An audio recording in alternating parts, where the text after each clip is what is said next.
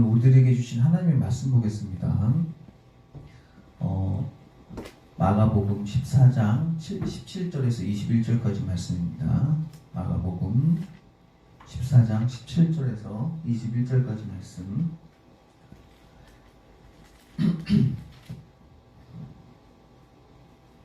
신약 80년에 있습니다.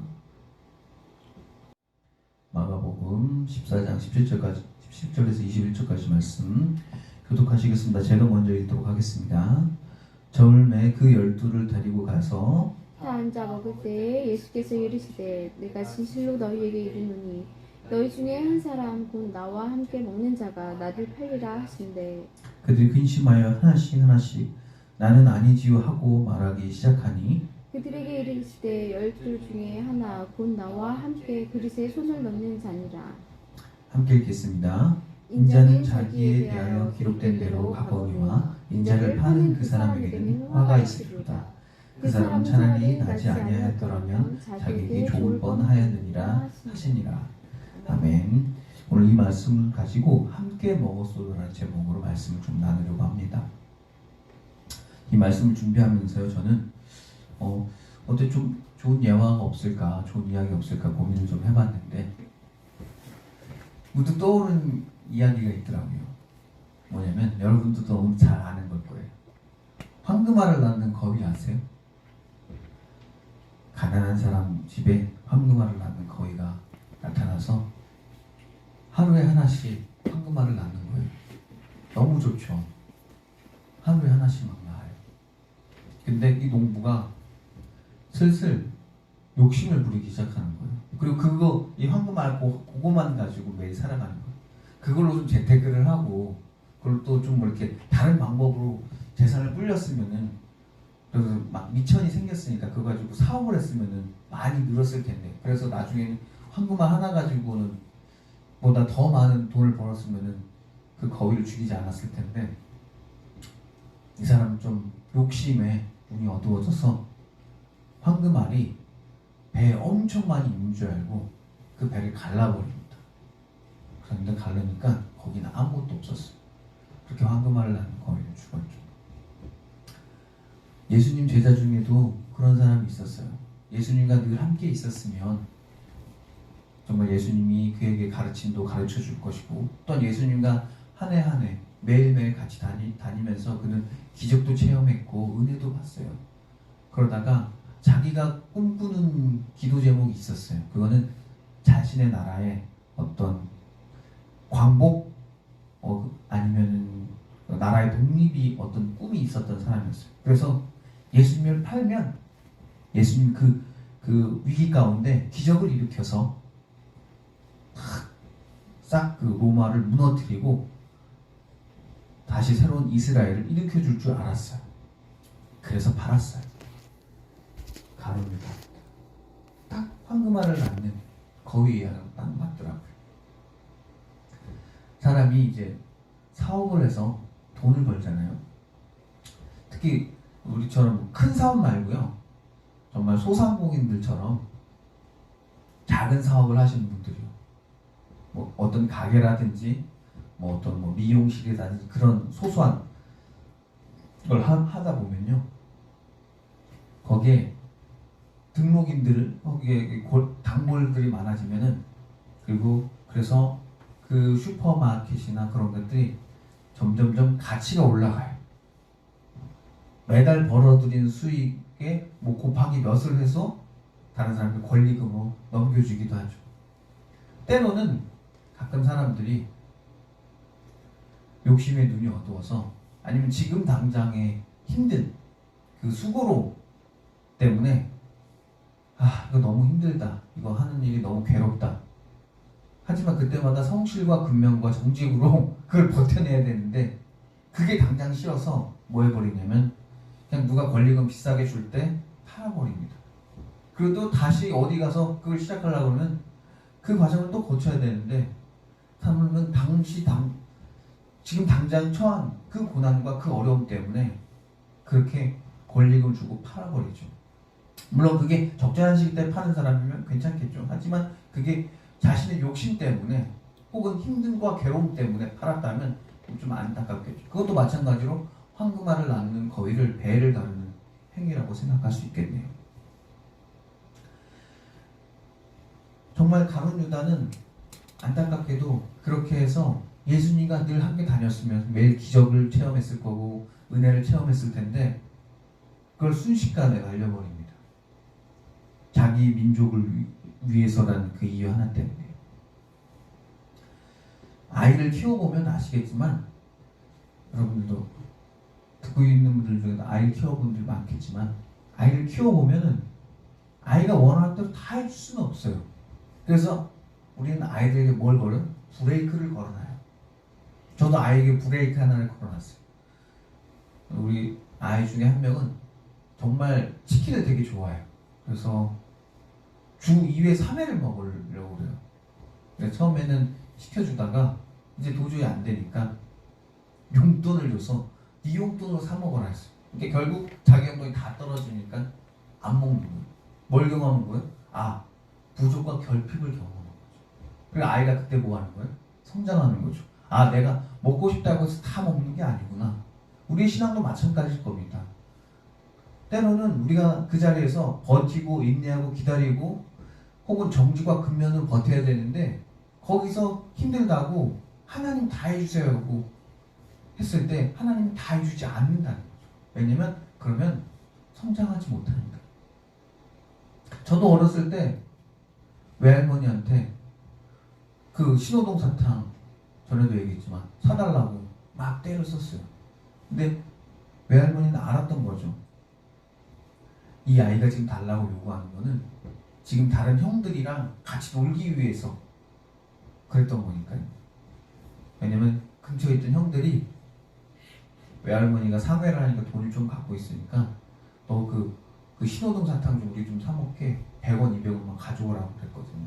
그걸 다 보고 계셨던 거예요.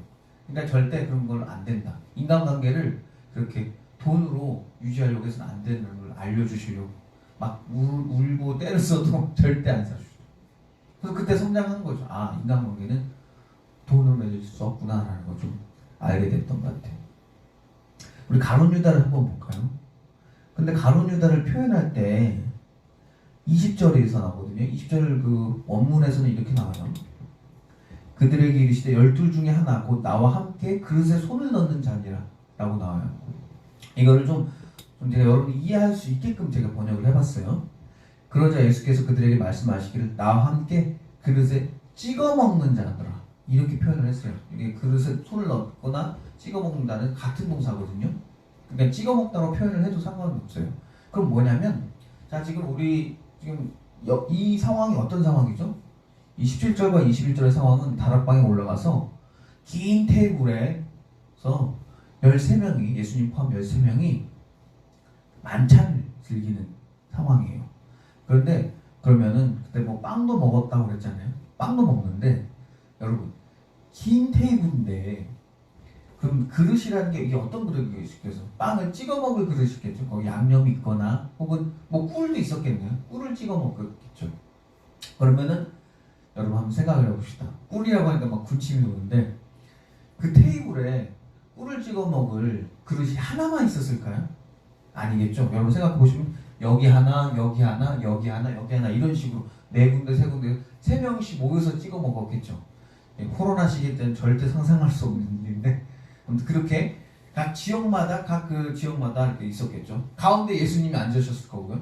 그리고 그 근처에 베드로, 야고보, 요한이 있었겠죠. 그러면 자기와 함께 그릇에 손을 넣어서 먹는 자라고 하면 뭐였겠어요? 가룟 유다는 예수님 근처에 앉아 있었던 자라는 거죠. 그럼 뭐예요? 최측근이었다는 거죠. 그래서 가룟 유다가 우리가 보면 알겠지만 돈을 뭐예요? 돈을 관리하는 사람. 돈을 관리하는 사람에게 인데 저 끝에 두지는 않겠죠. 가장 근처에 놔두겠죠. 그리고 이런 물품들을 또 관리하기도 하는 사람이었으니까요. 그가 가룟 유다였어요. 어쩌면 가장 맹렬히 그리고 열정적으로 예수님을 따랐을 사람이어야 됐겠죠. 근데 그렇게 몇 년이 지났어요? 1년, 2년, 3년이 지났는데도 뭐예요? 예수님의 말씀을 들어보면 들어볼수록 뭐가 없어요? 자기 나라에 뭐가 없어요? 광복이 없어요. 자기 나라에 독립이 없어요. 매일 기적을 체험하고 은혜를 겪지만 은혜를 맛보지만 정작 내가 원하는 것은 안 해주는 거예요. 점점 가룟 유다는 최측근으로서 점점 예수님의 방향이 뭐예요? 마음에 들지 않기 시작한 거예요. 왜 예수님은 내가 원하는 대로 안 해주지? 왜 예수님은 우리 같은 조국인데 왜 이렇게 행동을 할까? 왜 사마리아를 굳이 지나가지? 굉장히 극렬한 민족주의자이기 때문에 그는 심지어 열심당원이었기 때문에 굉장히 강렬했겠죠. 열심당원은 예전에도 말했던 것처럼 품에 칼을 품고 다니는 사람이었어요. 그래서 언제든지 로마한테 싸울 준비를 하고 있는 그런 존재들이. 그래서 열심을 내는 당원이어서 열심당원이라고 합니다. 그래서 어쌔신, 암살자라는 어원이 여기 진로이란 열심당원 여기서도 근원에서 나오기도 하죠.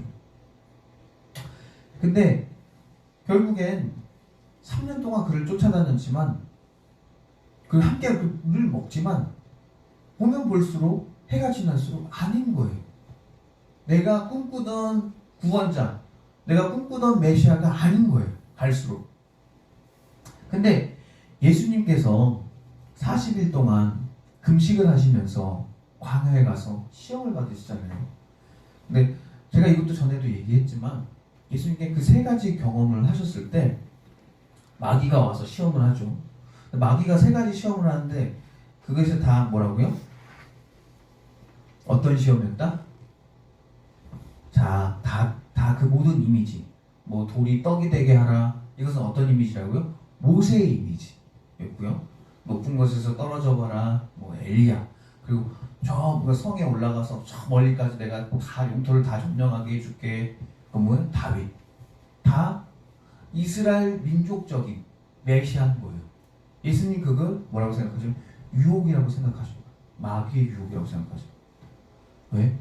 하나님의 입장에서는 내가 하나님인데 아들을 보냈는데 이스라엘 하나 구원하려고 아들 보낸 게 아니기 때문에 그런 거예요. 여러분이 믿는 하나님은 그렇게 쪼잔하고 그릇이 작은 분이 아니라는 거죠. 인류의 구원자인데 자꾸 이스라엘의 구원자, 이스라엘의 메시아 자꾸 그렇게 작아지는 거예요. 나의 구원자만 되는 거예요. 나의 능력만 되는 사람이 되고 가는 거예요. 자꾸 예수님이 우리들의 이미지 메이킹을 위한 교회 다니면 착한 사람 그것을 위한 도구로 점점점 전락해가는 거죠. 그거 아니라는 거예요. 예수님께서도 그거에 대해서 거부하셨어요.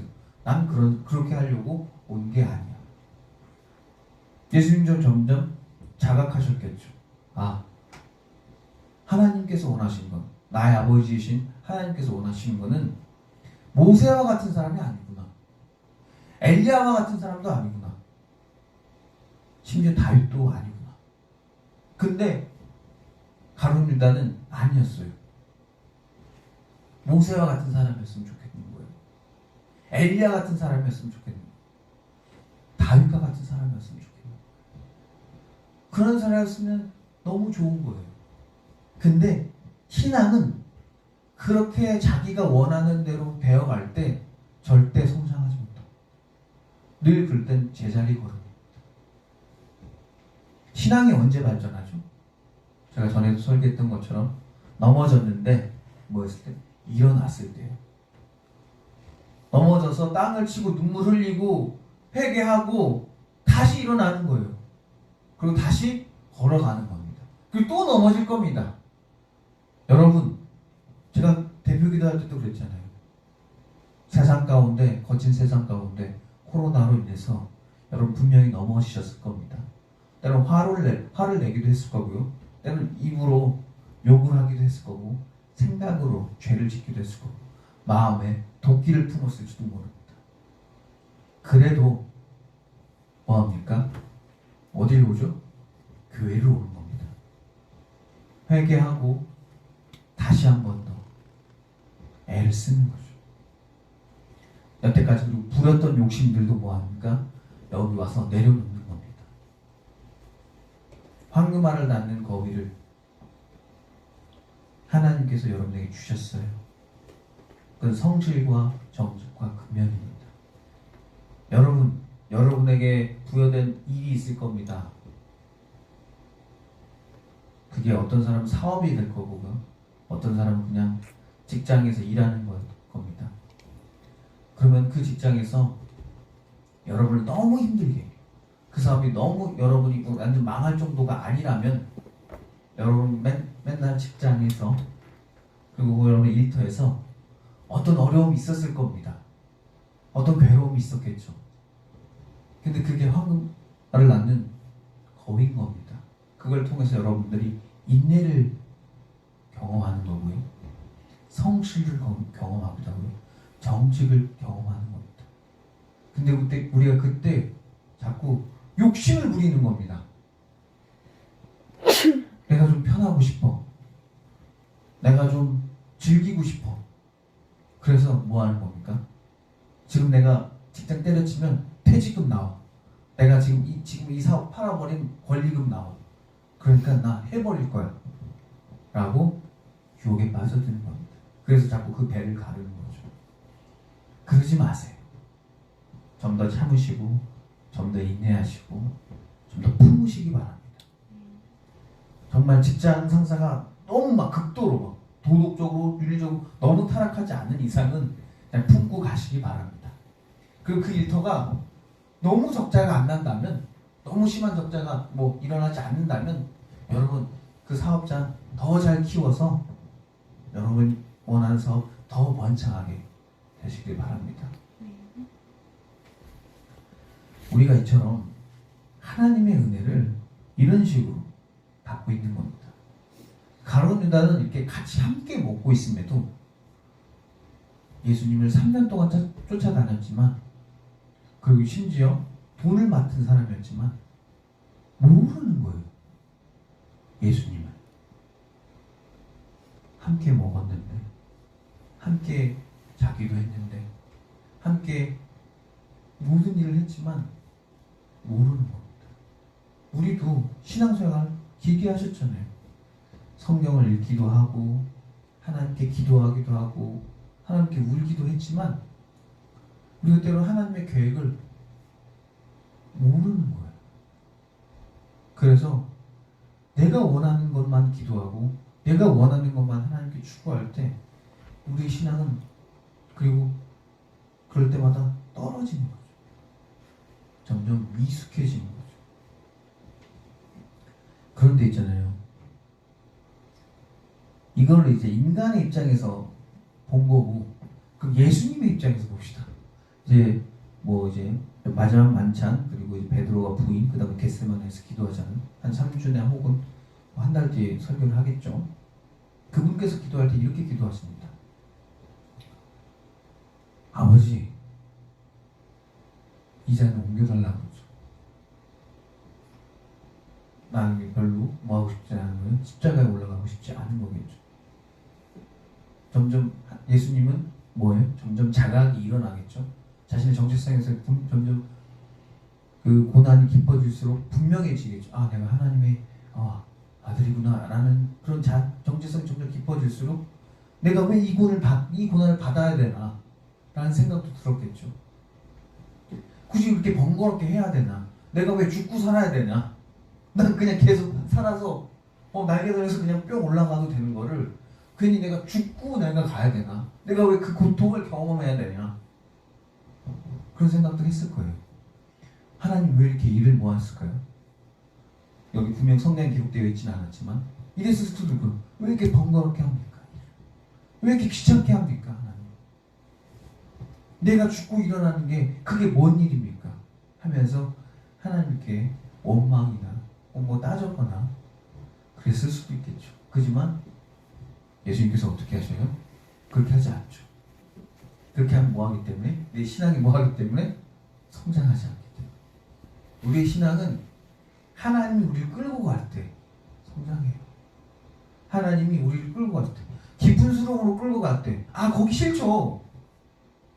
거기 너무 힘들잖아요. 맨날 정직하게 살아야 되잖아요. 맨날 근면하게 살아야 되잖아요. 하루 정직하는 건 괜찮아요. 하루 근면하는 건 괜찮아요. 근데 평생 정직하라고요? 너무 힘들잖아요. 평생 금식을 하고 평생 정직하게 살아야 된다고요? 그거 너무 힘들잖아요. 하나님의 한 수 더 뜨거운데 아니야. 영원히 정직해야 돼. 영원히 숨겨야 돼. 영원히 금면해야 돼. 우리한테 더 줄 겁니다. 하나님 그런 우리가 보기에는 기쁜 스러움으로 끌고 갑니다. 근데 우리가 그렇게 끌려갈 때 우리가 성장하는 겁니다. 우리가 그 잔을 마실 때, 그 쓴 잔을 마실 때 우리가 성숙해지는 겁니다. 그렇게 우리에게 영원히 정직하고 영원히 급변해지는 겁니다. 아이들이 성장하는 걸 보면은 엄마나 아빠나 아이들을 성장시키는 거 보면 이렇게 성장시킵니다. 아이들한테 아이가 좋아하는 것만 절대 먹이지 않습니다.